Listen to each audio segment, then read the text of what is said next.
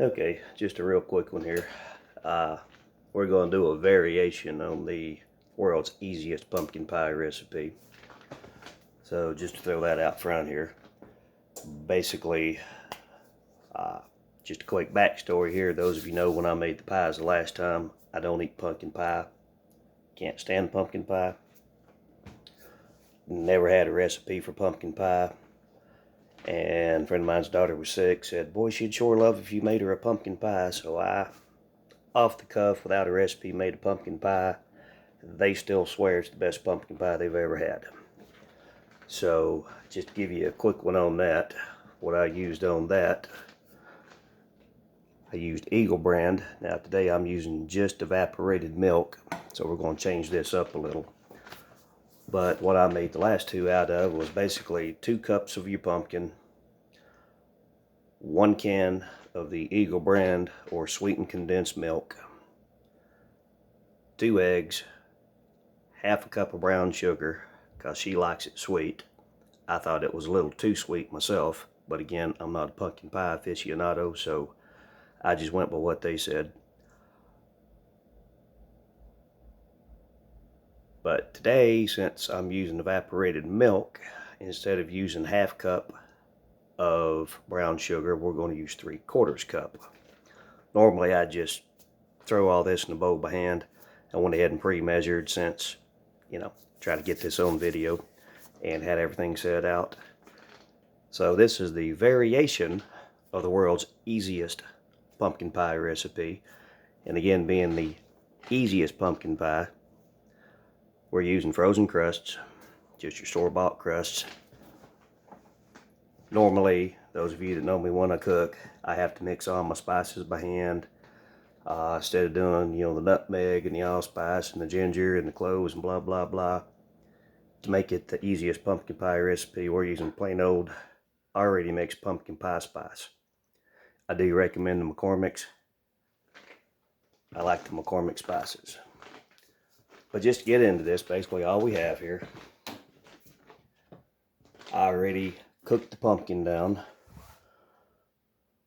So we have 2 cups, or if you're doing it from the can, it'll be 1 15-ounce can of pumpkin, or 2 cups if you cut up your own pumpkin and just boil it till it's done. So we have, she'll come out of there, 2 cups of pumpkin puree. To that, we're going to add, and this is a 12-ounce can of evaporated milk.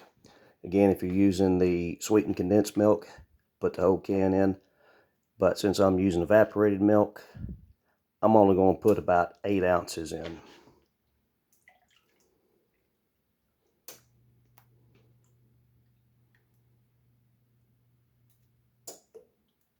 Eight ounces.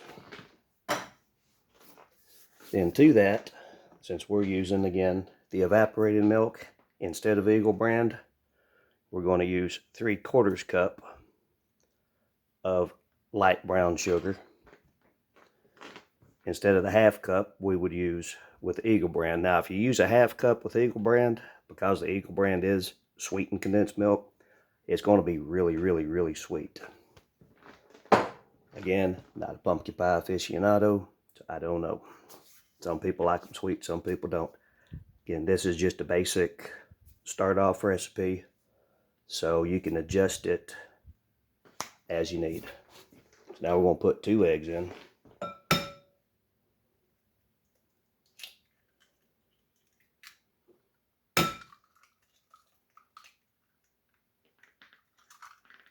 Which I'll get to that in a second.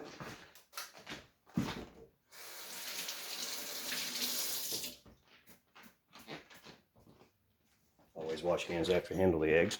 So again, this is where you could vary it yourself. I'm using 2 eggs. That's going to be a good firm set pie. If you like your pie more a custardy, more of a fluffy, then use 3 eggs. Now again, you can cut this in half for 1 pie, but it's kind of hard to do that if you're using canned pumpkin, because 1 can of pumpkin makes 2 pies.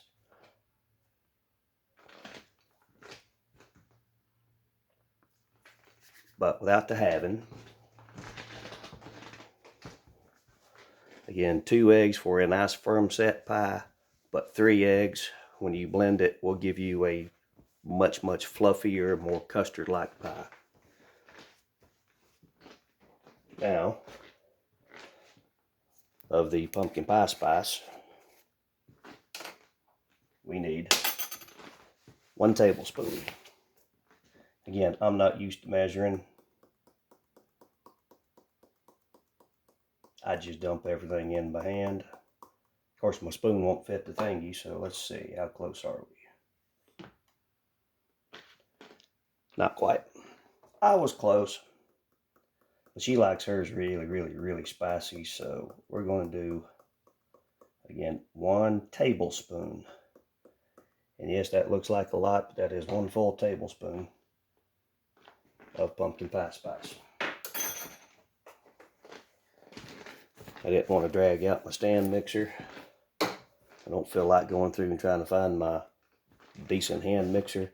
But again, since this is the world's easiest pumpkin pie recipe, we're just going to use a crappy old hand mixer. Start off on low. And chances are I'm going to sling this all over the kitchen because I prefer a taller bowl. But you want to get your pumpkin good and pureed.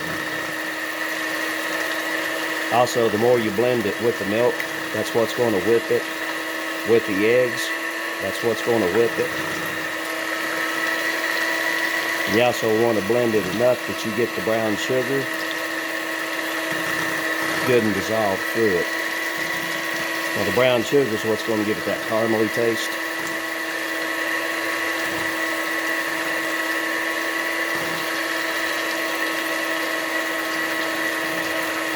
I really want to turn this thing up on high and blend it, but my bowl's too short.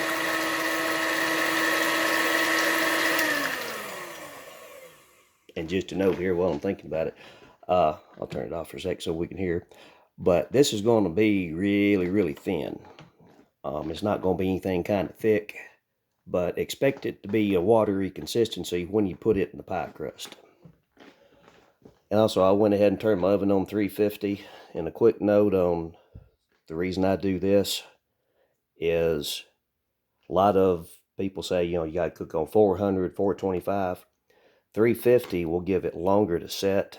It'll actually make it better in the middle, so it won't be more done on the outside and runny in the middle. So I always cook these on 350. Now you want to cook it about 45 minutes and check it. Now the last batch I made, I had the timer set for 45 minutes because it was midnight, 1 o'clock in the morning when I'm making them, and I was like, well, just in case I go to sleep, I'm going to set my bake time for 45. That way the oven will shut off. Long story short, 45 minutes, they were done. So you always have to remember there is a difference in your ovens. Also, on your oven, when you bake, put the rack in the middle. You get it too low, it's going to get too done on the bottom. You get it too high, of course, it's going to burn on top. But always put your rack in the middle when you're doing the pastries and the confectionaries.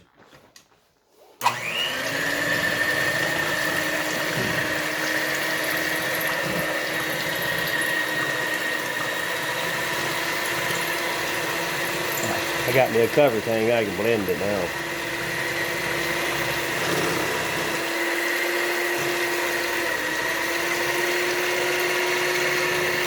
The more you whip it, the creamier it's going to be. Especially if you're cooking your own pumpkin, you want to make sure you get that good and pureed up, otherwise it's going to be chunky.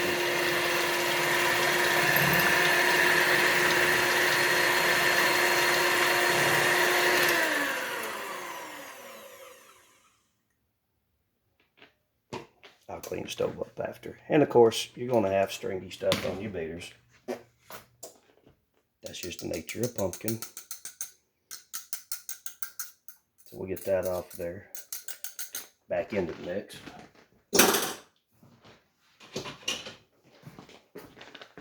Then all we do is just pour it into our pie crusts.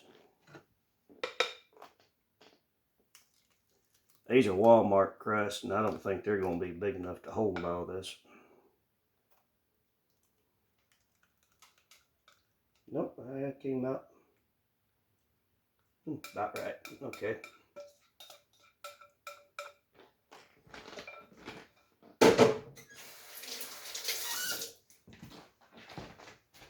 Where'd my towel go? There we go.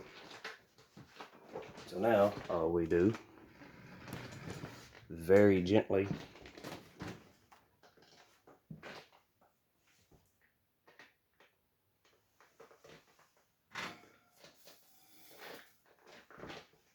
I made a little mess out of that one, but you can see how runny these are.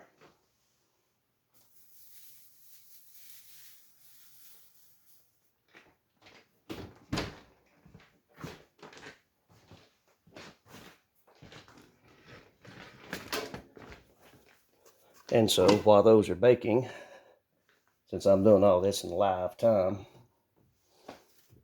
I'll come back, do a part 2, just to show how to check, because I usually check with a toothpick.